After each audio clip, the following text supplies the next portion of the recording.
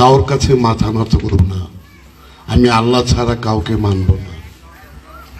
এটা কিন্তু শয়তান বলছে এই কথাটা, আল্লাহ বলেনি। আল্লাহ বলছে আদমের পায়ে সেজদা দাও, আর শয়তান বলতেছে যে আমি আল্লাহ ছাড়া কারোর কাছে মাথা নত করব না, আমি আল্লাহ ছাড়া কাউকে মানি না। আজকে এই সমাজের মধ্যে আলেম সমাজরা সকলেই দেখেন এই শয়তানের দর্শনটাই নিল।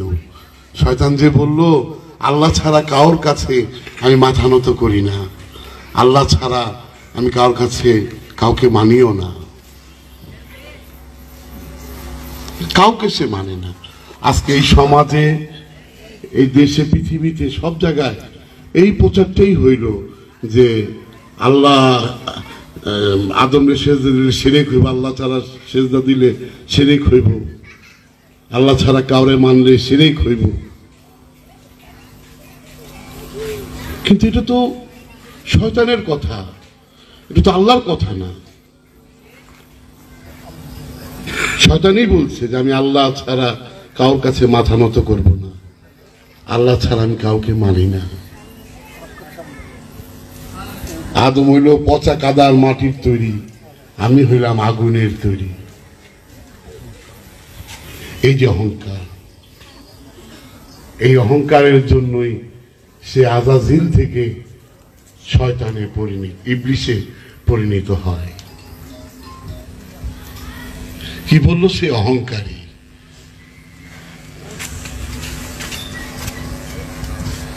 শয়তানের যে রূপগুলি বাবাজান বললেন যে কোরআনে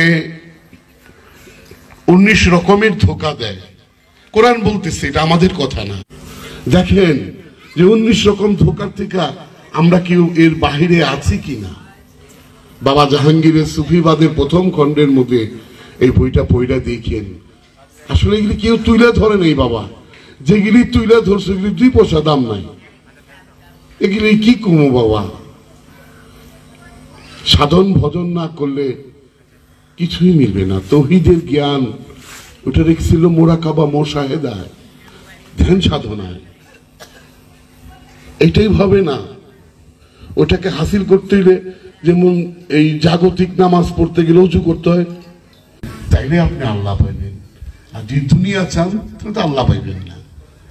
আর আল্লাহ পাইলে এই দুনিয়া পাইবেন না। দুনিয়াটা হলো একটা লোভ, একটা মোহ, একটা মায়া, একটা সুখ।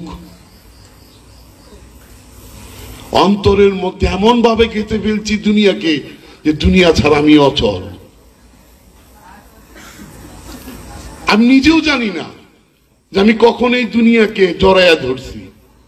ভগবান গৌর একদিন দেখতেছে তার কিছু ভক্তবৃন্দ আসতেছে, খুব বড় বড় ভক্তবৃন্দ তার হেরা আসতেছে।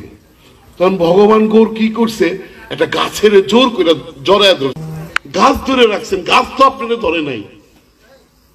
কি কও, গাছ ধরি, গাছ আমার ধরে নাই, আমি গাছে।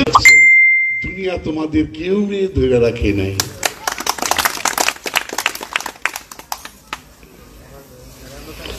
এই দুনিয়াটাই হইল আমাদের সত্য পথের, নিজেকে চেনার পথের সবচেয়ে বড় বাধা। যেমন আল্লাহ বলতেছে মূর্তি পূজা হারাম। এটা কোন মূর্তি? রাধা কৃষ্ণ, ভগবান গৌতম বুদ্ধ, ঈসা নবী? না না না,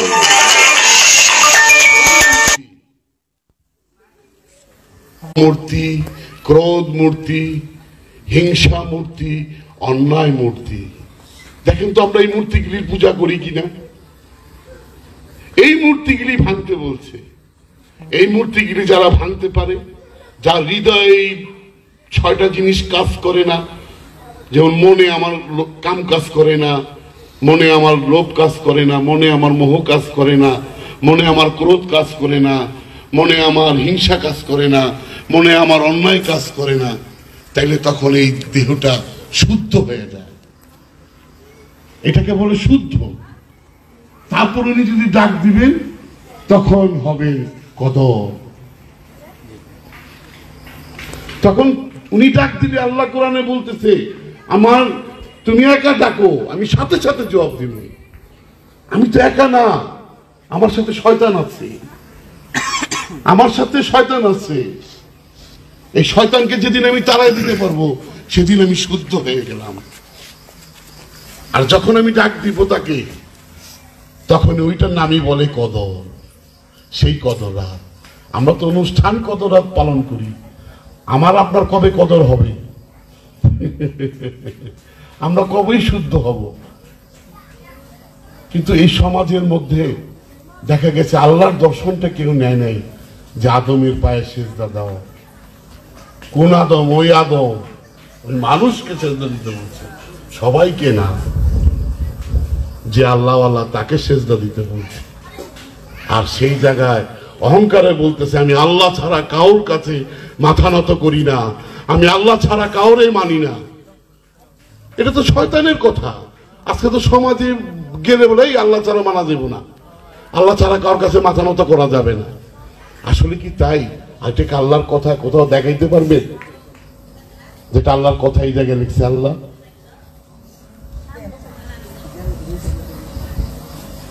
আচ্ছা আমি রাখি। জয় গুরু। বাবা বলে